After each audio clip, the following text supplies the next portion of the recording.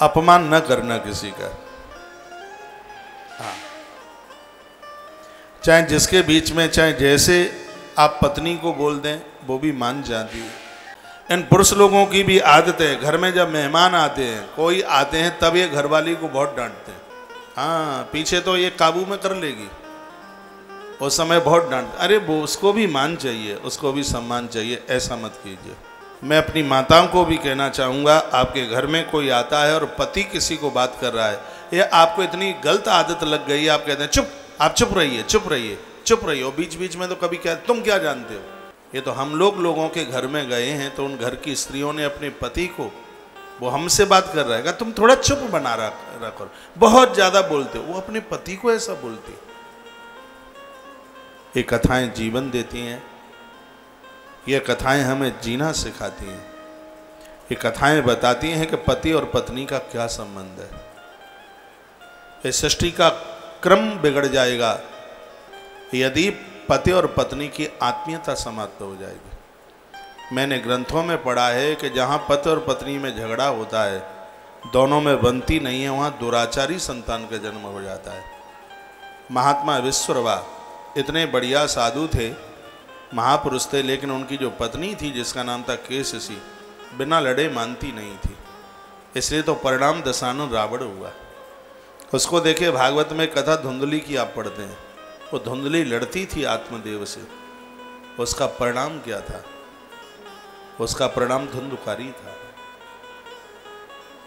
अच्छी संतान को, अच्छे परिवार को, अच्छी जिंदगी को, अच्छे समाज को यदि जन्म देना चाहते हो, शंकाएं ना करें, घर में झगड़े ना करें, घर में कलह ना करें। और कलह करने से, लड़ाई लड़ने से जनहानि हो जाती है। यह मैंने बहुत लंबे टाइम से ये बात आग्रह पूर्वक कही है। भूखे रह लीजिए, कम वस्त्रों के रह लीजिए, अपनी मांगों की पूर्ति न हो कोई बात नहीं है, लेकिन घर में झगड़ा मत कीजिए, घर में कलह मत कीजिए। यदि जीवन में दोष नहीं होंगे तो कम खर्चे से काम चल जाएगा। मैं वायदे के साथ कहता हूँ, आदमी शराब न पिए, आदमी जुआ न खेले, और आदमी पराये औरत के चक्कर में ना पड़े, तो कम से कम पैसे में उसकी गृहस्थी चल सकती है। ये 3 पाप नहीं, महापाप है। और ये दोष आए तो कुबेर का खजाना भी खाली हो जाएगा। वह जिंदगी में कभी सुखी नहीं रह सकता जिस व्यक्ति को या जिस स्त्री को पराया पुरुष और पराई स्त्री चाहिए, उसको कभी बरकत नहीं हो सकती। वो टेंशन में ही मरेगा, वह बढ़िया जीवन जी ही नहीं सकता।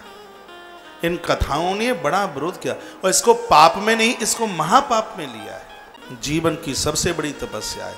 मैं नास्तिक आदमी नहीं हूँ, मैं फूल चढ़ाने से, लोटा चढ़ाने से भगवान को इससे भी ज़्यादा विश्वास रखता हूँ संयमित जीवन पर। जीवन एक तरफ दुराचार कर रहे हो, पाप कर रहे हो, एक तरफ भोलेनाथ के ऊपर दूध चढ़ा रहे हो, क्या होता है? ये ड्रामा है, ढोंग है, सब कुछ भी नहीं है।